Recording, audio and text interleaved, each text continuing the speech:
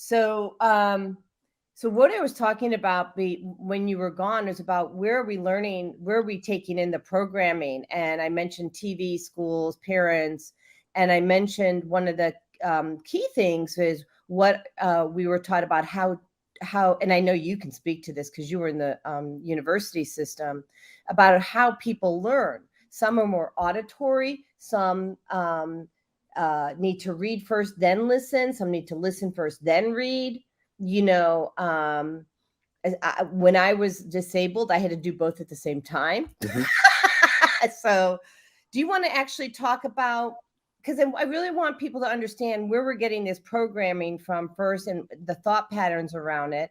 And I've kind of talked about the school system. Can you talk about the school system? Because I don't think people know that you were at a it was a school for Chinese medicine or what, I forget, Oriental medicine. So I did my PhD in China at the Nanjing University of Chinese Medicine. Okay. And then prior to that, I did my master's here in Chicago in Chinese medicine, in Oriental medicine, rather. And my background, my degrees are in nutrition and behavioral science. So when it comes to learning, when it comes to the school system, well, let's backtrack actually real quick. Prior to learning, prior to schooling and education, there are two factors to behavioral programming that we have. Mm-hmm. One is nature. Okay, we are born with certain programs, and there are four very specific programs that every single living thing, whether it's a human being, a zebra, a pet, an earthworm, everything has this. Especially the earthworm. And then after, once you are born, there is something called nurture. Right.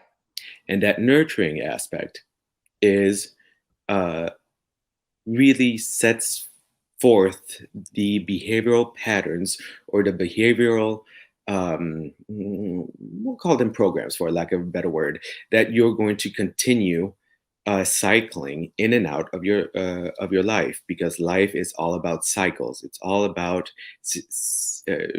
getting in and out of a certain pattern, and that's why some people with pain, for example, they only get pain every, let's call it every 10 years, because it's a 10-year cycle, or they have a form of depression. Well, that depression is also going to come in cycles. Everything is cycle. Oh, right, because depression could be seasonal, right? It can be, exactly. The cycle doesn't have a cycle. A cycle by itself has a determinate time, but it doesn't mean that all cycles have the same time span.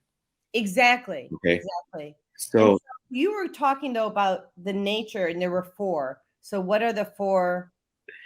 One is, and this comes from Dave Asprey, who is the founder and creator of Bulletproof.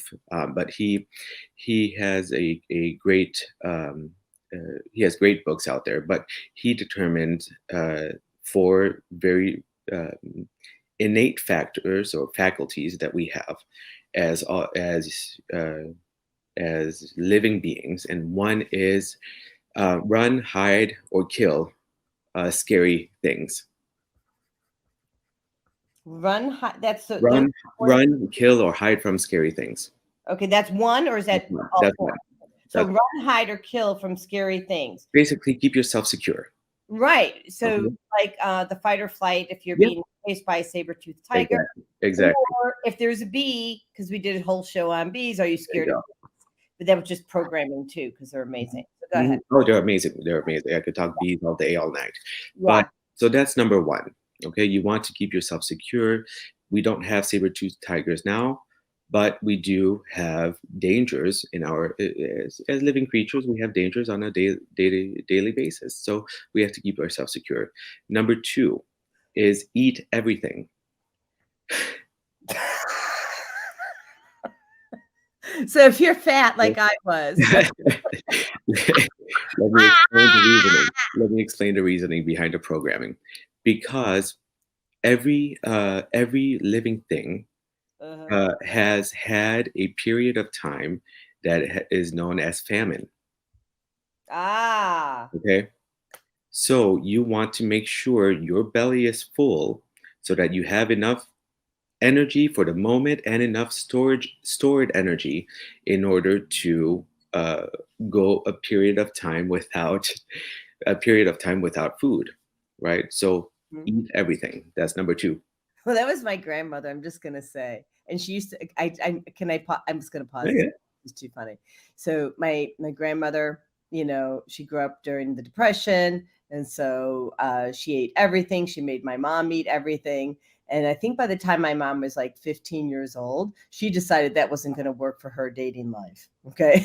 So so she's at the dinner table, and I heard the story, if not once, like, a million times, right? So she would I'm having issues with my new computer here. Let me just see if I can straighten that out. So she Right. would take the food, there was so much food in the plate, and she would shove it into the pockets of her dress. Okay. And then she would go up, get up from the plate, up from the table, and then she would go to the bathroom and empty her pockets into the toilet. And she Yep. then lost all the weight because she was obese, Hmm. and then took like a Miss whatever Sweet 16 contest. She won, number one for the Sweet 16. Nice. Aw. So she Adorable. lost the weight. She found a way to get out of her mom's program of eating eat everything. So it's a program. Well, one, it's a program that our past generations were taught to follow, because you don't want to rid yourself of food. You don't want to throw away food, right? So it's a respect thing. It's a respect to the food itself. It's a respect to the people that prepared the food, et cetera, et cetera. But we also have to keep in mind that in today's society, 2022, we have an abundance of food, right? Well, yeah, and there's that, and then also, I'm not sure that it would categorize just because it's on the table that it's food. Right, right, true. And But we still have an abundance. So we need to be very careful, because we should only be eating 80% until we are full. We should always leave a 20% leeway, because that is the healthiest way of eating. oh, I am in agreement. Chris has a question here for you. She says a full belly helps keep the body out of. Uh, I think she means says, does a full belly help keep the body out of a state of disharmony? And then the other follow up is, does it also help avoid flight or fight? Actually, that's two questions, and I have a perfect answer.